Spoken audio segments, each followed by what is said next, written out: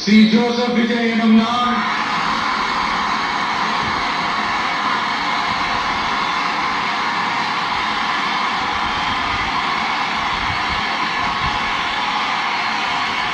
சட்டப்படி அமைக்கப்பெற்ற